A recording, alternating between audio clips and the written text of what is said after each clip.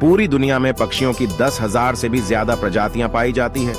सभी के वही 2 पंजे, 2 पंख और एक गर्दन होती है। लेकिन इन्हीं में से एक ऐसा पक्षी है जिसकी एक अलग ही पहचान है, जो आसमान का सीना चीर के हजारों मीटर ऊपर 120 किलोमीटर की रफ्तार से उड़ता है, जो खुद के कई गुना अधिक वजन के शिकार को भी अपने पंजों पे दबोच कर उड़ जाता है। और इसीलिए उसे पक्षियों का राजा कहा जाता है, जिसे हम बाज के नाम से जानते हैं। और एक बाज इतना ऊंचा मुकाम हासिल करता है अपनी ट्रेनिंग और अपनी पुनर्जन्म की वजह से।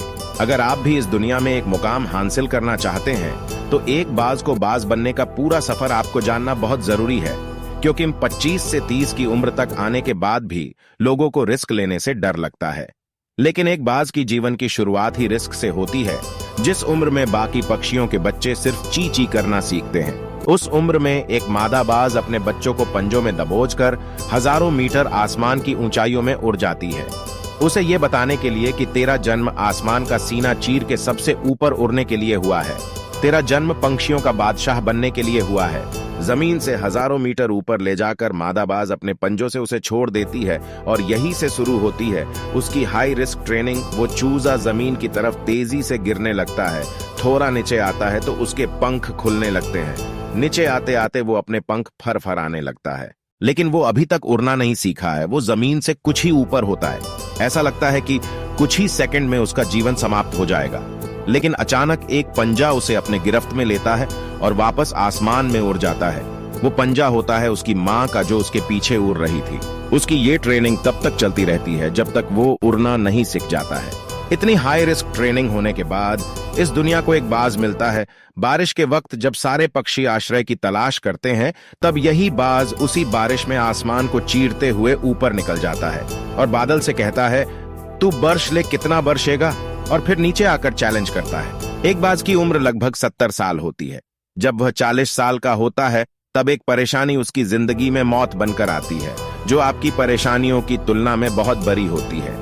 क्योंकि 40 साल की उम्र में बाज की चोंच इतनी मुड़ जाती है कि उसे शिकार निगलने में बहुत परेशानी होती है। उसके पंख भारी हो जाते हैं, छाती से चिपकने लगते हैं, जिससे उड़ना बहुत मुश्किल हो जाता है। उसके पंजे लंबे और लचीले हो जाते हैं, जिससे वो शिकार को सही से नहीं पकड़ पाता। अब उस बाज के पास सिर्फ 3 रास्ते होते हैं। 1, वो अपने शरीर त्याग सकता है। 2, गिद्ध की तरह छोड़े हुए भोजन पे निर्भर हो जाए। और 3, सबसे कठिन और पीड़ादायक रास्ता अपने आप को पुनः स्थापित कर फिर से आसमान का सीना चीर कर उड़ने का। और वो इसी तीसरे रास्ते को चुनता है और अपने पास के सबसे ऊंची चोटी पे पहुंच जाता है। वहां पर अपना घोंसला बनाता है और फिर शुरू होता है परेशानियों को जड़ से उखाड़ कर आसमान में उड़ने का सफर।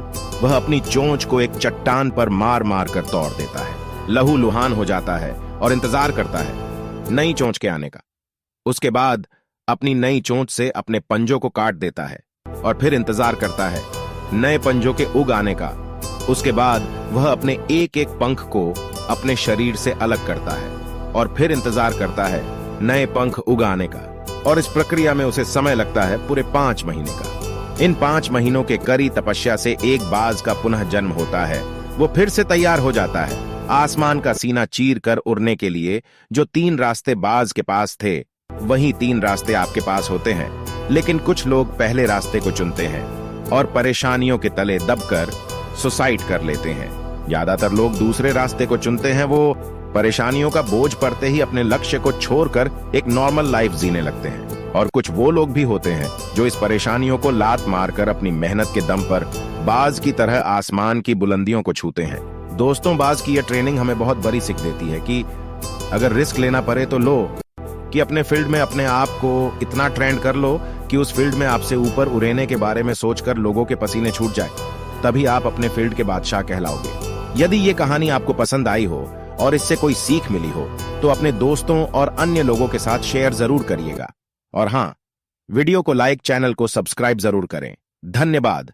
आपका हर दिन मंगलमय हो।